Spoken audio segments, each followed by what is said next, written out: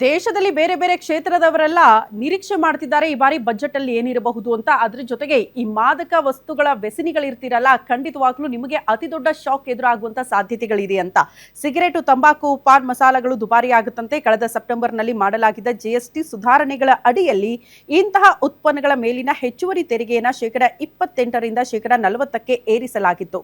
ಇವತ್ತು ಅಧಿಕೃತವಾಗಿ ಅದು ಜಾರಿಯಾಗ್ತಾ ಇದೆ. ದರ ಏರಿಕೆ ಆಗಿರೋದ್ರಿಂದ ತೆರಿಗೆಯಿಂದ ತಪ್ಪಿಸಿಕೊಳ್ಬೇಕು ಅಂತ ಉತ್ಪಾದಕರು ಅಡ್ಡದಾರಿ ಹಿಡಿಯೋದನ್ನ ತಪ್ಪಿಸೋ ಸಲುವಾಗಿ ತೆರಿಗೆಯನ್ನ ಪ್ರತಿ ಪ್ಯಾಕೇಜ್ ಮೇಲೆ ನಮೂದು ಮಾಡಲಾಗಿದೆ. ಆ ದರದ ಆಧಾರದಲ್ಲಿ ಲೆಕ್ಕ ಹಾಕಲಾಗುತ್ತಂತೆ.